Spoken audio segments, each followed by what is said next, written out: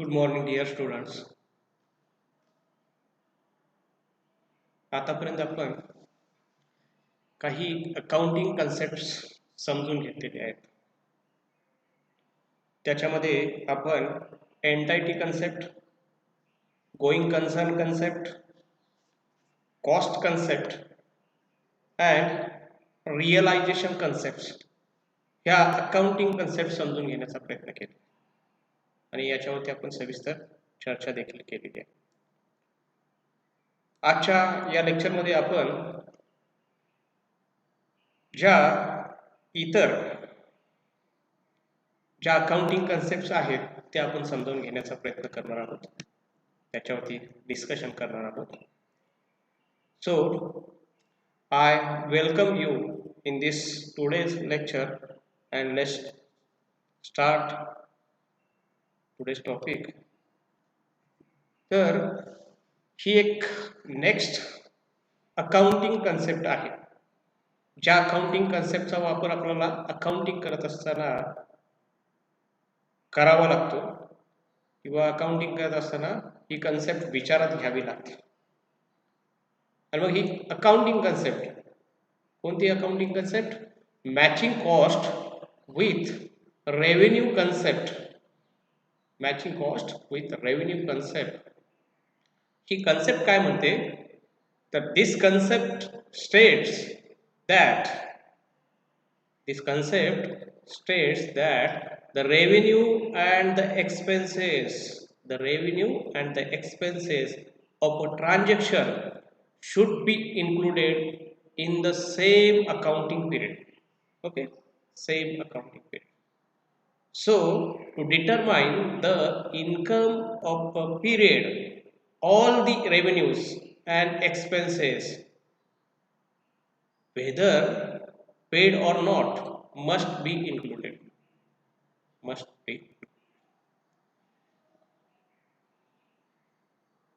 समजून घ्यायला अतिशय सोपी कन्सेप्ट आहे आणि 11वी 12वी मध्ये ज्या वेळी तुम्ही अकाउंटिंग केलेलं आहे त्यावेळी तुम्ही या कन्सेप्टचा वापर सुद्धा केलेला आहे. ही आपण कन्सेप्ट समजून घेण्याचा प्रयत्न.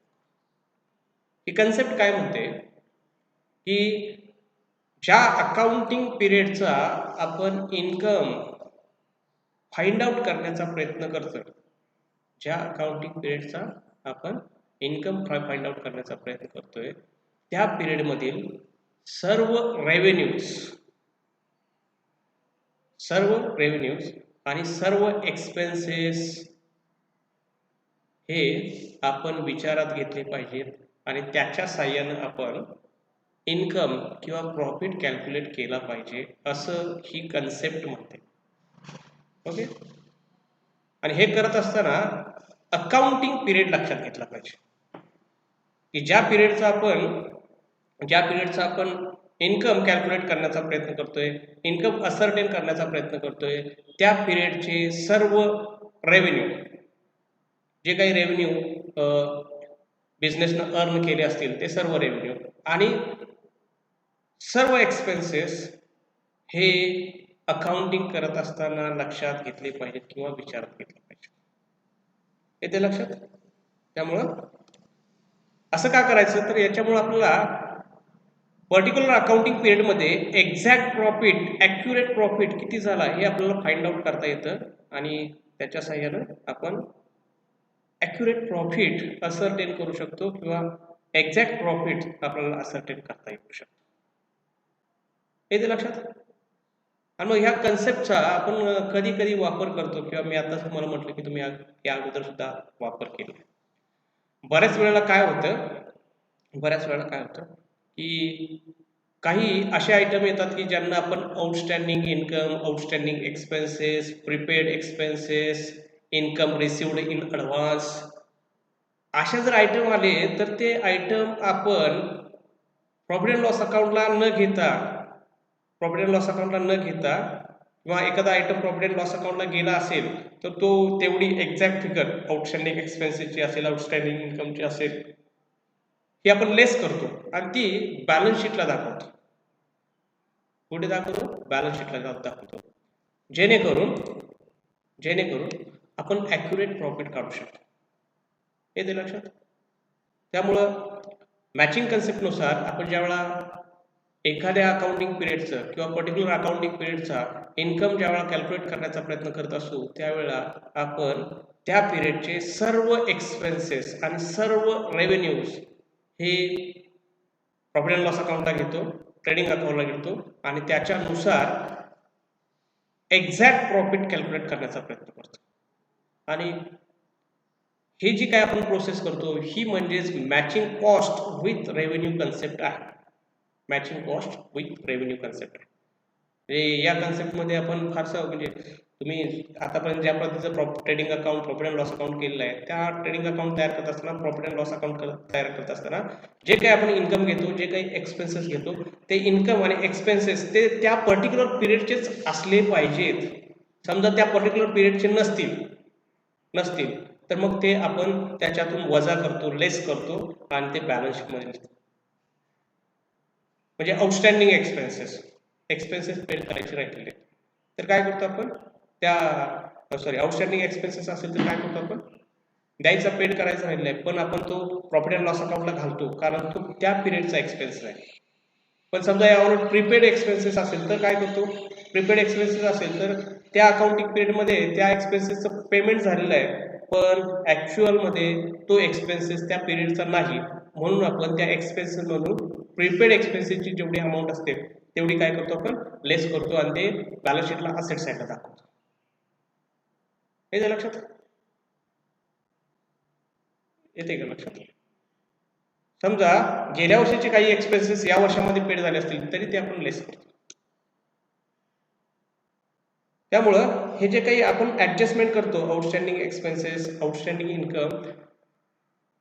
Income received in advance prepaid expenses ह्या सगळ्या ऍडजस्टमेंट ह्या matching cost with revenue concept याला अनुसरून करतो किंवा ही कन्सेप्ट आपल्याला सांगते म्हणून करतो की जेणेकरून आपल्याला एक्झॅक्ट प्रॉफिट काय आहे व्यवसायाचा ॲक्युरेट प्रॉफिट काय आहे तो फाइंड आउट करण्यासाठी ॲक्युरेट रिझल्ट आपल्याला काढण्यासाठी आपण या कन्सेप्टचा वापर करतो किंवा ही कन्सेप्ट आपल्याला त्याच्यासाठी उपयोगी ठरते.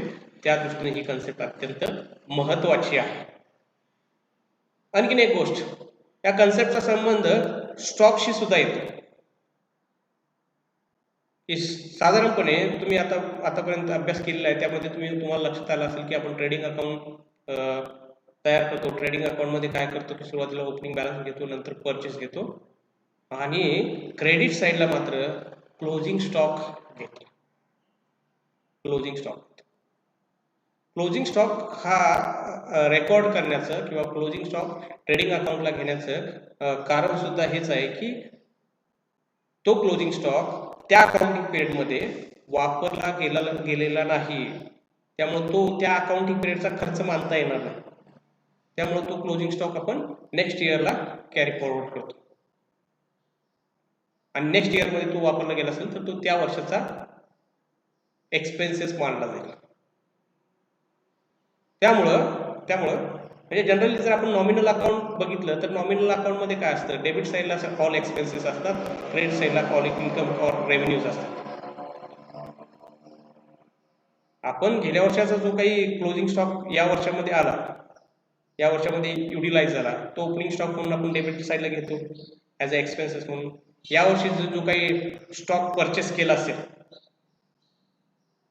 For the purpose of business तो आपण डेबिट साईडला घेतो पण त्याच्यातून जो काही शिल्लक राहतो त्याला आपण क्लोजिंग स्टॉक म्हणतो आणि तो आपण क्रेडिट साईडला दाखवतो जेणेकरून तो जो क्लोजिंग स्टॉकची व्हॅल्यूमुळे चुकीचा प्रॉफिट किंवा चुकीचा लॉस दिसू नये याच्यासाठी ही कन्सेप्ट आवश्यक आहे किंवा याच्यासाठी ही कन्सेप्ट उपयोगाची मानली जाते महत्त्वाची मानली जाते. त्यामुळं matching cost with revenue concept आपल्याला सांगते की आपण एका अकाउंटिंग पिरियडचा प्रॉफिट जर कॅल्क्युलेट करत असू तर त्या पिरियडशी रिलेटेड सर्व रेव्हेन्यू आणि सर्व एक्सपेन्सेस आपण विचारात घेतले पाहिजेत जरी त्याचं पेमेंट झालेलं असो अथवा नसो. जरी आपल्या एक्सपेन्सेस असेल तर त्याचं पेमेंट होईल किंवा झालेलं नसेल. रेव्हेन्यू असेल तर त्याचे रिसिट मिळालेली असेल किंवा पैसे मिळाले असतील किंवा नसतील आपल्याला त्याच्याशी काही घेणं देणं नाही. त्यांच्याकडून पैसे यायचे किंवा ज्यांना पैसे द्यायचे त्याच्याबद्दल आपण बॅलन्स शीटमध्ये त्याचं रेकॉर्डिंग करतो. एक तर ती ॲसेट बनते किंवा ती लायबिलिटी बनते. पण आपण ज्या अकाउंटिंग पिरियडचा इन्कम कॅल्क्युलेट करण्याचा प्रयत्न करतोय त्या अकाउंटिंग पिरियडशी रिलेटेड असणारे सर्व रेव्हेन्यू आणि सर्व एक्सपेन्सेस विचारात घेतले पाहिजेत असं आपल्याला ही कन्सेप्ट सांगते. Next concept accounting period concept. Accounting period concept. Okay. All the transactions are recorded in the books of account on the assumptions that profits on these transactions are to be ascertained for a specific period. Thus, this concept requires that a balance sheet and profit and loss account should be prepared at regular intervals. काय म्हटलेलं आहे या कन्सेप्टमध्ये? तर या कन्सेप्टमध्ये असं म्हटलेलं आहे की जे काही प्रॉफिट अँड लॉस अकाउंट आहे किंवा बॅलन्स शीट आहे ती प्रत्येक इंटरवलनुसार, प्रत्येक स्पेसिफिक पिरियड नंतर इंटरवलनुसार किंवा प्रत्येक स्पेसिफिक पिरियडच्या इंटरवल नंतर आपण प्रिपेअर केले पाहिजेत. म्हणजे काय? आपल्याला माहिती आहे की आपण एक कन्सेप्ट आताच बघितले, गोईंग कन्सर्न कन्सेप्ट. जी कन्सेप्ट आपल्याला असं सांगते की व्यवसाय हा येणाऱ्या काळामध्ये बंद करण्याचा किंवा बंद होण्याची शक्यता नाही, तो चालतच आहे. ओके. गोईंग कन्सर्न कन्सेप्ट म्हणजे व्यवसायाचं अस्तित्व भविष्यात चालू राहणार आहे, बंद होणार नाही. असं असलं तरी सुद्धा म्हणजे व्यवसाय हा अनंत काळापर्यंत चालू राहणार आहे, म्हणून आपण प्रॉफिट अँड लॉस अकाउंट भविष्यात ज्यावेळेला व्यवसाय बंद करायची वेळ येईल त्यावेळेला कॅल्क्युलेट करूया, असं चालणार नाही किंवा असं करता येणार नाही. त्यामुळे ही अकाउंटिंग पिरियड कन्सेप्ट आपल्याला सांगते व्यवसाय जरी भविष्यात चालू राहणार असला तरी सुद्धा आपण ठराविक इंटरवलनुसार नंतर किंवा ठराविक स्पेसिफिक पिरियड नंतर आपण इन्कम स्टेटमेंट आणि फायनान्शियल पोझिशन स्टेटमेंट म्हणजे प्रॉफिट अँड लॉस अकाउंट आणि बॅलन्स शीट हे तयार केली पाहिजे. ओके. असं आपल्याला अकाउंटिंग कन्सेप्ट. हा आता स्पेसिफिक पिरियड म्हणजे काय किंवा हा स्पेसिफिक पिरियड कशावरती अवलंबून आहे? Depend upon your organisation. तुमच्या ऑर्गनायझेशन कशा पद्धतीचे आहे त्याच्यानुसार स्पेसिफिक पिरियड ठरेल.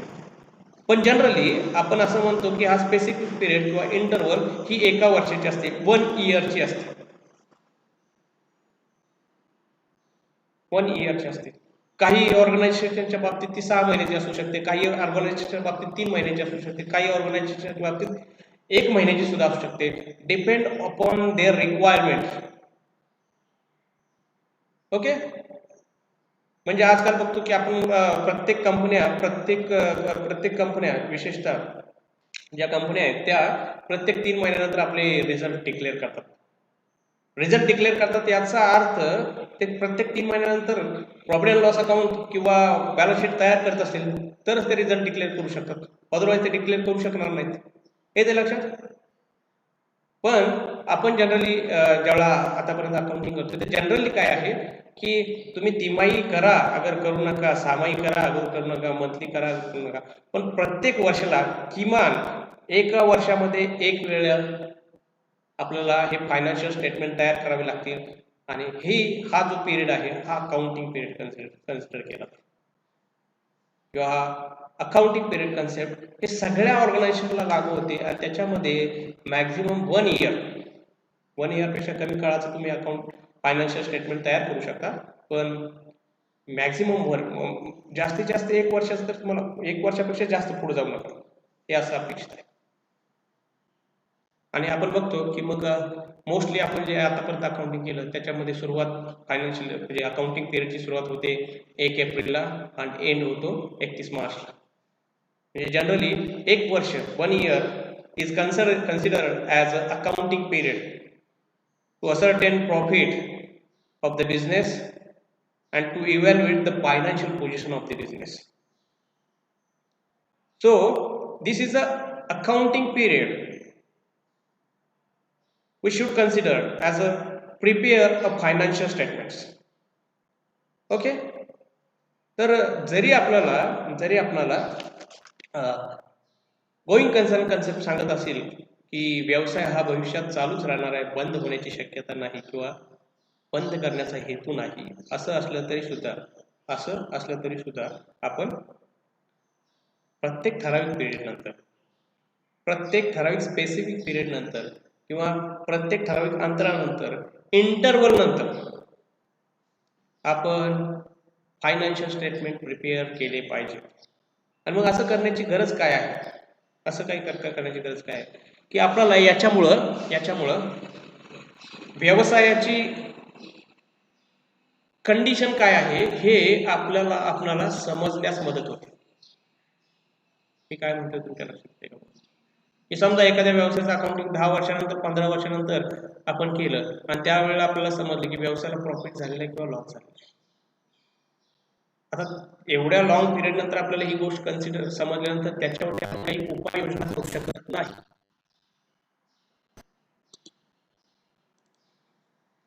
त्यामुळे एवढ्या उशिरा जर आपल्याला एखादा रिझल्ट कळाला तर त्याच्या म्हणजे जे काही आपल्याला ऍक्शन घ्यायचे,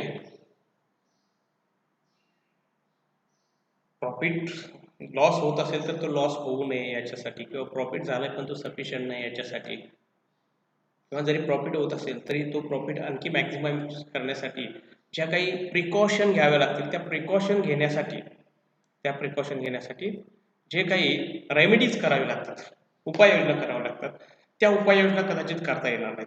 म्हणून आपण प्रत्येक ठराविक पिरियड नंतर फायनान्शियल रिझल्ट तयार करतो आणि हा रिझल्ट आपल्याला या रिझल्टच्या सहाय्याने आपल्याला लक्षात येऊ शकतं की आपल्याला काही रेमेडीज किंवा काही प्रिकॉशन किंवा काही फर्दर स्टेप्स घेता येतील की जेणेकरून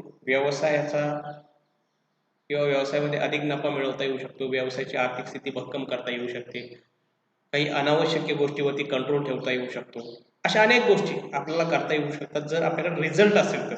अदरवाईज आपल्याकडे रिझल्ट नसेल तर आपण त्याच्यावरती काही ऍक्शन घेऊ शकणार नाही. त्यामुळं व्यवसायाच्या मालकाच्या दृष्टीनं आणि मॅनेजमेंटच्या दृष्टीनं ठराविक पिरियड नंतर फायनान्शियल स्टेटमेंट तयार करणं हे उपयोगाचं मानलं जातं किंवा महत्त्वाचं मानलं जातं. त्या दृष्टीनं ही बाब महत्त्वाची आहे की मॅनेजमेंट असेल किंवा ओनर ऑफ द बिझनेस यांच्या दृष्टीनं ही कन्सेप्ट म्हणजे अशा प्रकारचे रिझल्ट तयार करणं आवश्यक ठरतं. याच्याशिवाय आणखी एक गोष्टीसाठी अशा पद्धतीचे रिझल्ट तयार करणं महत्त्वाचं मानलं जातं, ते म्हणजे टॅक्स पेड करण्यासाठी. आपल्याला सगळ्यांना माहिती आहे की सरकार प्रत्येक वर्षी आपल्याकडून म्हणजे सगळ्यांकडून डायरेक्ट किंवा इनडायरेक्ट टॅक्सेस घेत असतात. तसंच व्यवसायाला सुद्धा टॅक्स भरावे लागतात आणि मग हे टॅक्स वर्षाचं जे काही इन्कम असेल, ॲन्युअल जे काही इन्कम असेल त्यावरती आपल्याला पेड करावे लागतात. आणि मग तो टॅक्स एक्झॅक्ट किती आहे किंवा किती टॅक्स भरला पाहिजे याच्यासाठी आपल्याकडे इन्कम टॅक्स स्टेटमेंट असावं लागतं आणि त्या दृष्टीने सुद्धा मिनिमम 1 इयर आपण अकाउंटिंग स्टेटमेंट किंवा फायनान्शियल स्टेटमेंट तयार करणं आवश्यक ठरतं, गरजेचं ठरतं. याशिवाय आपल्या व्यवसायामध्ये ज्या लोकांनी इन्व्हेस्टमेंट केलेली आहे त्यांना त्यांच्या इन्व्हेस्टमेंटचा काहीतरी रिटर्न किंवा रिवॉर्ड आपल्याला द्यायचा असतो आणि तो रिवॉर्ड देण्यासाठी आपल्याला आपल्या व्यवसायाची फायनान्शियल पोझिशन किंवा इन्कम पोझिशन काय आहे ही माहीत असावी लागते. जर इन्कम होत असेल तर तो इन्कम आपण ओनरमध्ये डिस्ट्रीब्यूट करू शकतो. समजा ते शेअर होल्डर्स असतील तर त्यांना डिव्हिडंडच्या स्वरूपात तो इन्कम डिस्ट्रीब्यूट करू शकतो. तर ते करण्यासाठी आपल्याला मिनिमम ॲन्युअली आपल्याला हे फायनान्शियल स्टेटमेंट तयार करावे लागतात किंवा फायनान्शियल स्टेटमेंट करणं आवश्यक ठरतं. याच्याशिवाय आणखीन एक गोष्टीसाठी किंवा आणखीन एक फायदा या कन्सेप्टचा होतो, तो म्हणजे या कन्सेप्टमुळं, अकाउंटिंग पिरियड कन्सेप्टमुळं आपल्याला काही खर्चाची विभागणी करता येऊ शकते. ओके, म्हणजे कॅपिटल एक्सपेंडिचर आणि रेव्हेन्यू एक्सपेंडिचर हा जे काय आयटम्स आहेत त्याचं क्लासिफिकेशन व्यवस्थित करता येऊ शकतं आणि त्यांना योग्य ट्रीटमेंट देता येऊ शकते. कॅपिटल एक्सपेंडिचर असेल तर ते आपण बॅलन्स शीटला घेतो आणि रेव्हेन्यू एक्सपेंडिचर असेल तर ते आपण प्रॉफिट अँड लॉस अकाउंटला घेतो. हे ठरवण्यासाठी किंवा ही ट्रीटमेंट देण्यासाठी सुद्धा ही अकाउंटिंग पिरियड कन्सेप्ट अत्यंत महत्त्वाची मानली जाते. सो ही कन्सेप्ट अकाउंटिंग पिरियड कन्सेप्ट काय म्हणते की प्रत्येक ठराविक काळानंतर प्रत्येक स्पेसिफिक पिरियड नंतर आपण profit and loss account, balance sheet किंवा फायनान्शियल स्टेटमेंट तयार केले पाहिजेत. सिंपल मिनिंग आहे याच्यामध्ये, याच्यापेक्षा वेगळं काही त्यांना सांगायचं नाही. नेक्स्ट कन्सेप्ट आहे मनी मेजरमेंट कन्सेप्ट.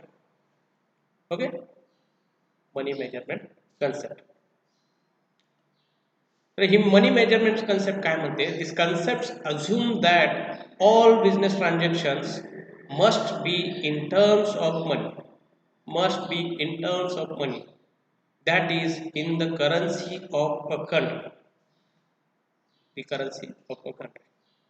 आपण अकाउंटिंगची डेफिनेशन बघत असताना सुद्धा ही गोष्ट समजून घेतलेली आहे की अकाउंटिंग करत असताना आपण अशाच गोष्टींचं अकाउंटिंग करतो, अशाच ट्रान्झॅक्शनचं आणि इव्हेंटचं अकाउंटिंग करतो जे मॉनिटरी नेचरचे आहेत. ओके, आणि ट्रान्झॅक्शन रेकॉर्ड करत असताना मॉनिटरी नेचरचे असलेच पाहिजेत, पण रेकॉर्ड करत असताना इन टर्म्स ऑफ मनी, पैशाच्या स्वरूपातच आपण ट्रान्झॅक्शन रेकॉर्ड करतो. पैशाच्या व्यतिरिक्त इतर युनिटचा किंवा इतर मेजरमेंटचा आपण वापर करत नाही. का करत नाही? कारण ही कन्सेप्ट आपल्याला सांगते की आपलं अकाउंटिंग, फायनान्शियल अकाउंटिंग हे मनी मेजर्ड कन्सेप्ट वरती बेस्ड आहे. आपण इथं अकाउंटिंग करत असताना मनी ह्या एकाच युनिटचा वापर अकाउंटिंग करण्यासाठी करतोय. ओके,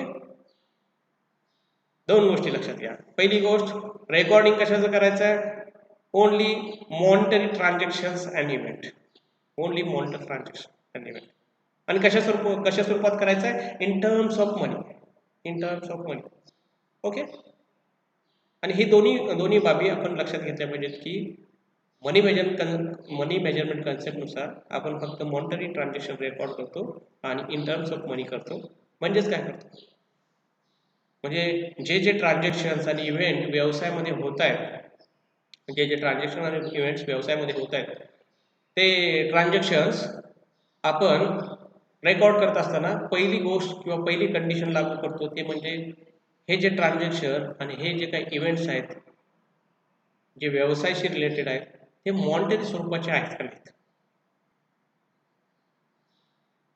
म्हणजे काय, मी पाठीमागून तुम्हाला उदाहरण दिलं की कामगारांना पगार दिला, हा मॉनिटरी ट्रान्झॅक्शन आहे, याच्यामध्ये पैशाचा संबंध येतो. डझंट मॅटर तो किती इम्पॉर्टंट आहे किंवा किती. तर मॉनिटरी त्याला म्हणजे सॉरी तो फायनान्शियल नेचरचा असेल तर त्याचं रेकॉर्डिंग आपण करतो. पण काही ट्रान्झॅक्शन किंवा काही इव्हेंट असे असतात की जे व्यवसायाच्या दृष्टीनं फार महत्त्वाचे असतात, पण त्याच्यामध्ये ते फायनान्शियल नेचरचे नसतात. ओके, फायनान्शियल नेचरचे नसतात. आणि मग अशा वेळेला असे ट्रान्झॅक्शन अकाउंटिंगमध्ये रेकॉर्ड केले जात नाहीत. जसे की व्यवसायामध्ये एका मॅनेजरची नेमणूक केली आणि त्या मॅनेजरच्या येण्यामुळं तुमच्या व्यवसायाची भरभराट होऊ शकते असं तुम्हाला वाटतं, तुमच्या दृष्टीने महत्त्वाचा इव्हेंट आहे. किंवा एखाद्या व्यवसायाला मोठं कॉन्ट्रॅक्ट मिळालं, हे सुद्धा महत्त्वाची गोष्ट आहे. किंवा सरकारने असे काही रूल्स आणले की ज्याचा फायदा सरकार त्या कंपनीला किंवा तुमच्या कंपनीला मोठ्या प्रमाणात होण्याची शक्यता आहे. आता हे सगळे गोष्टी, सगळे इव्हेंट्स हे तुमच्या व्यवसायाच्या दृष्टीनं जरी महत्त्वाचे असले तरी सुद्धा त्याचं रेकॉर्डिंग आपण in the books of accounting करत नाही, कारण हे मॉनिटरी नेचरचे नाहीत, फायनान्शियल नेचरचे नाहीत. हे पहिली गोष्ट लक्षात घ्या, जे आपण non financial transactions and events record करत नाही. सेकंड ज्याच्यावरती ही कन्सेप्ट फोकस करते ते म्हणजे रेकॉर्डिंग करत असताना युनिट कोणतं वापरायचं, मोजमाप करण्याचं साधन काय वापरायचं. ओके, मोजमाप करण्याचं साधन. आता मोजमाप करण्याची साधनं कोणती असतात म्हणजे जसं बघा की समजा तुमच्या गोडाऊनमध्ये साखर आहे. साखर कशी मोजली जाऊ शकते, किलोमध्ये मोजली जाईल किंवा किती पोती आहेत असं मोजलं जाईल. म्हणजे किलो हे सुद्धा मेजरमेंटचं एक युनिट आहे, नंबर ऑफ बॅग्स हे सुद्धा युनिट आहे. समजा तुमच्या गोडाऊनमध्ये काही लिक्विड स्वरूपातली वस्तू आहे तर ती कशी मोजायची, किती लिटर आहे, लिटर हे एक युनिट आहे. समजा तुमच्या गोडाऊनमध्ये काही खुर्च्या आहेत तर किती खुर्च्या आहेत, 50 खुर्च्या आहेत, 100 खुर्च्या आहेत, म्हणजे नंबर्स हे युनिट वापरलं जाऊ शकतं. समजा तुमच्या ताब्यामध्ये तुमच्याकडे सोनं आहे तर ते कसं मोजणार, ते मोजण्यासाठी आपण जनरली आपण वापरतो ते युनिट ते म्हणजे 1 ग्राम 2 ग्राम व्हॅल्युएबल आहे.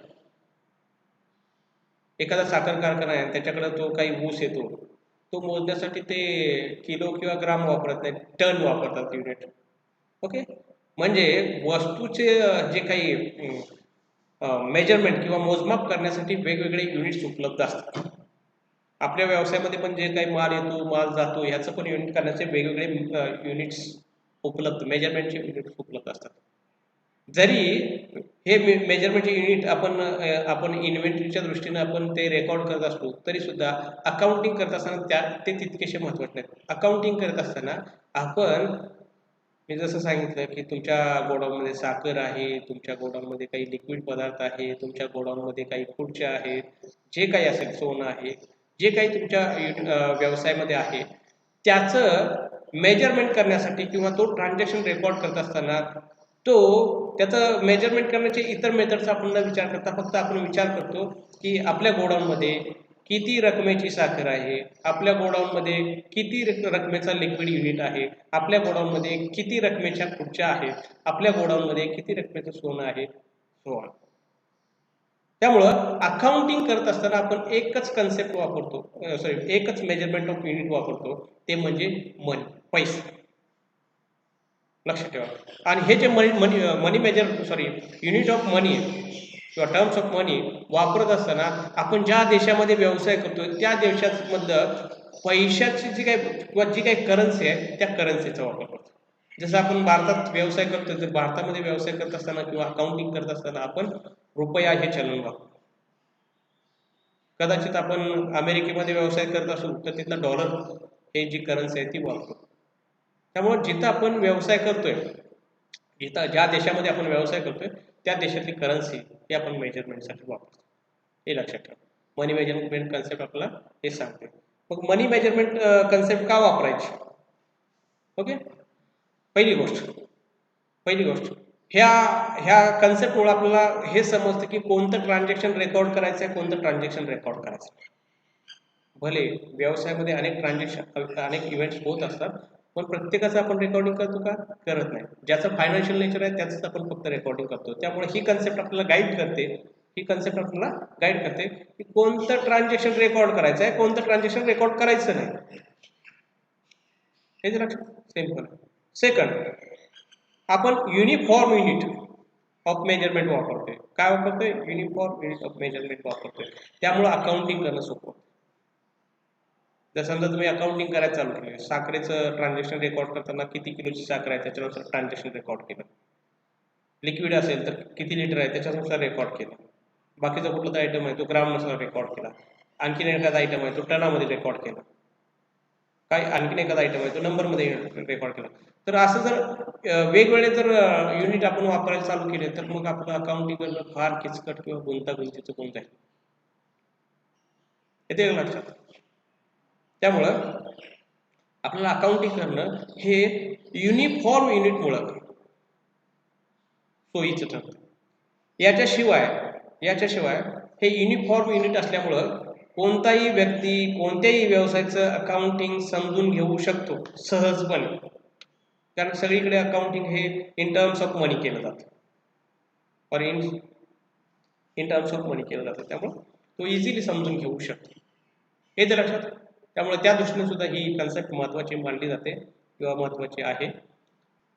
याशिवाय समजा आपल्याला एखाद्या पिरियडचं दुसऱ्या पिरियडशी, एखाद्या कंपनीचं दुसऱ्या कंपनीशी जे काही फायनान्शियल स्टेटमेंट्स आहेत त्याचं कंपॅरिझन करायचं असेल तर ते सुद्धा करता येऊ शकतं, कारण सगळ्यांनी एकच टर्म किंवा एकच मेजरमेंट युनिट वापरलं आहे, ते म्हणजे मनी. हेच लक्षात, त्या दृष्टीने सुद्धा ही कन्सेप्ट महत्त्वाची मानली जाते. त्याच्यानंतर आपण पुढची कन्सेप्ट बघणार आहोत. Okay, dual aspect concept. आता आपण 11वी मध्ये ही कन्सेप्ट समजून घेतलेली आहे, त्यामुळे मी याच्यावरती काही सविस्तर किंवा डिटेलमध्ये बोलणार नाही. तर ही कन्सेप्ट आपल्याला सांगते किंवा ही कन्सेप्ट जी काय आहे, dual aspect is the foundation or basic principle of accounting. आपलं जे अकाउंटिंग चालतं हे या कन्सेप्टवरती अवलंबून आहे, त्यामुळे ही एक बेसिक कन्सेप्ट आहे किंवा हे आपल्या अकाउंटन्सीचं फाउंडेशन आहे. Without it we cannot account or we cannot do accounting. हे लक्षात. ड्युअल अस्पेक्ट ही जी काही कन्सेप्ट आहे ज्याला आपण डेबिट क्रेडिट म्हणतो, ती कन्सेप्ट ही आपल्या अकाउंटिंगचा बेस किंवा पाया मानली जाते आणि त्याच्या आधारावरती आपण अकाउंटिंग करतो. त्यामुळे ही कन्सेप्ट आपल्याला सगळ्यांना माहीत आहे आणि ही अकाउंटिंगच्या दृष्टीनं अत्यंत महत्त्वाची, अत्यंत बेसिक कन्सेप्ट आहे. It's provide the very basis of recording business transactions in the books of account. या ट्रान्झॅक्शन मुळे आपल्याला ट्रान्झॅक्शन रेकॉर्डिंग करणं सोपं होतं, सुलभ होतं. दिस concept assume that every transaction has a dual effect. प्रत्येक ट्रान्झॅक्शनचे दोन इफेक्ट असतात. किती इफेक्ट असतात? दोन इफेक्ट असतात. Dual effect. Okay, that is every debit has a corresponding credit. आपण ट्रान्झॅक्शन रेकॉर्ड करत असताना जर डेबिट आला तर त्याला मॅच होणारा क्रेडिट असतो, करस्पॉन्डिंग क्रेडिट. आणि मग ही मेथड किंवा ही पद्धत आपण अकाउंटिंगचा बेस समजून किंवा याच बेसवरती आपण प्रत्येक गोष्टीचं अकाउंटिंग करतो. त्यामुळे ही एक महत्त्वाची अकाउंटिंग कन्सेप्ट आहे जिचा आपण वापर करतो. आणि ही कन्सेप्ट युनिव्हर्सल आहे किंवा ही जी काय मेथड आहे ती युनिव्हर्सल आहे. हे ॲडव्हान्स अकाउंटन्सीमध्ये किंवा आपण म्हणू की जे जुन्या पद्धतीचं अकाउंटिंग सोडलं तर इतर ठिकाणी, सर्व ठिकाणी या ड्युअल अस्पेक्टचा वापर करूनच आपण ट्रान्झॅक्शन रेकॉर्ड करतो. आणि याचा एक फायदा आहे की याच्यामध्ये काही एरर असतील तर ते लगेच डिटेक्ट होतात. म्हणजे आपल्याला माहिती आहे की जर आपला ट्रायल बॅलन्स मॅच नाही झाला तर आपण मग समजू शकतो की आपण काहीतरी गडबड झालेली आहे किंवा काही चूक झालेली आहे आपल्याकडे. त्यामुळे ही एक बेसिक अकाउंटिंगची कन्सेप्ट आहे जी आपल्याला अकाउंटिंग करत असताना फॉलो करावी लागते.